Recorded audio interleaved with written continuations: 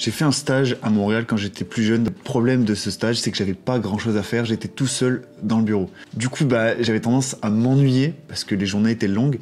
Et ce qui est bien quand on s'ennuie, c'est qu'on devient créatif. C'est là-bas que j'ai eu l'idée pour la première fois de faire cette espèce de montage avec un dessin sur une feuille qui recopie ton visage derrière. Je sais pas si je la mets ici. Voilà, donc ça c'est la photo que j'ai fait il y a à peu près 6 ans, je crois. Elle a eu beaucoup de succès à l'époque et il y a pas longtemps, en me réveillant, je me suis dit mais pourquoi j'expliquerai pas aux gens comment on fait? Donc c'est pour ça que j'ai fait cette vidéo. On va voir ensemble comment réaliser cette photo-là. Tu auras besoin d'un stylo ou en fait n'importe quel support qui peut te servir d'écrire. Il faut juste prendre des stylos qui sont un petit peu gras, un petit peu larges. Ça sera plus réaliste et ça donnera plus une impression de dessin. Tu auras aussi besoin d'un téléphone pour t'en servir comme un scanner via une application qui est gratuite. Mais tu peux aussi le faire avec un vrai scanner si tu as un scanner, une imprimante et une feuille A4. Si elle est cartonnée, c'est mieux. Une fois que tu as rassemblé tout ton matos, évidemment, il faut commencer par prendre les photos. Tu peux prendre les photos avec un smartphone, avec ton appareil photo sur un trépied, ce que je conseille, mais tous les types d'appareils photo marchent. Au début, je l'ai même fait avec la webcam de mon ordinateur, donc la qualité était pas top, mais le résultat fonctionnait. Il faut simplement que tu prennes une photo sans bouger, comme ça, et que tu fasses la même avec la feuille devant ta tête. Et pour plus tard, ça sera beaucoup plus facile si ta feuille forme un vrai rectangle. Tu vois, faut pas qu'elle soit comme ça. Ça va être un peu compliqué. Mais si tu la tiens vraiment bien droite, bien parallèle à ton objectif, ça devrait marcher. Une fois que tu as fait ces deux photos, viens avec moi sur Photoshop et je te montre comment on fait. Donc voici les deux photos que je viens de faire avec mon appareil photo. Une fois qu'on ouvre les RAW, donc si c'est des RAW, on va tomber sur Caméra RAW. Si c'est des JPEG, peu importe, vous pouvez aller directement sur Photoshop. Je vais rapidement appliquer mon preset dessus pour aller vite, mais je vous laisse retoucher la photo comme vous le désirez, sans oublier qu'il faut retoucher la photo avec la feuille, pas celle sans la feuille. Une fois le logiciel ouvert, on va rassembler donc nos deux images sur le même fichier. On déverrouille l'arrière-plan parce qu'on va s'en servir après. Et ensuite, on va séparer la partie du visage qui est cachée par la feuille, donc qui est derrière la feuille. On prend l'outil lasso polygonal, on sélectionne les 4 angles, hop, puis on change de calque. Une fois qu'on a sélectionné la feuille et qu'on a changé de calque, on peut faire calque par copier pour isoler cette partie. Donc clic droit, avec l'outil lasso, on fait calque par copier. Voilà, donc là on a juste notre tête dans un carré. On peut vérifier si ça marche et effectivement, oui, ça marche. Donc, une fois que vous avez créé ce calque de votre visage, vous allez créer un nouveau document sous forme de A4, juste un A4, fichier, nouveau, impression A4. Créer.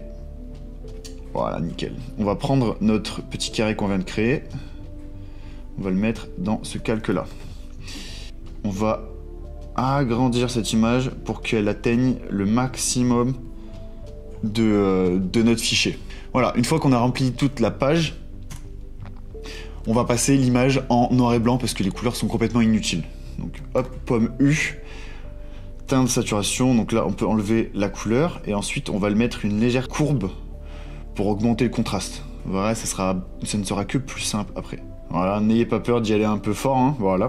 Ensuite tu fais filtre, galerie de filtre, tu sélectionnes contour postérisé, tu règles l'épaisseur sur 7, intensité sur 1 et postérisation sur 5. Tu valides, puis sur un nouveau calque, j'ai fait des grands aplats blancs pour éviter que la feuille soit gorgée d'encre quand je vais l'imprimer. Et ensuite, pour pas qu'il y ait trop d'encre, on va dans les effets et on ajoute un effet exposition. On va modifier la correction gamma pour adoucir un petit peu l'image et enlever le noir.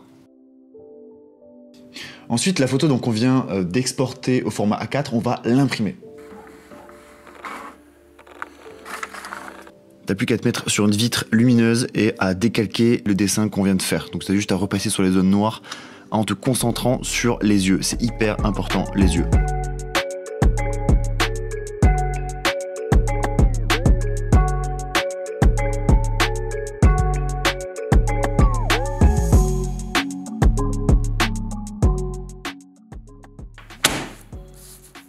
Tu ouvres l'application Scanner sur téléphone, c'est une application gratuite. Tu prends en photo ton dessin. Tu sélectionnes la feuille, tu enregistres. tu règles le contraste et tu l'exportes vers ton ordinateur. Tu l'ouvres sur Photoshop. Donc là, on va très rapidement nettoyer l'image pour ensuite l'intégrer à l'image finale. On fait un nouveau calque, on prend un beau pinceau blanc et on va commencer à enlever tout ça. Ok, ensuite on l'importe dans notre image complète. Donc on fusionne les deux images, c'est bon. Ensuite on la prend et on l'importe dans notre image complète avec la feuille devant. Première chose à faire, on fait CTRL-T ou pomme-T.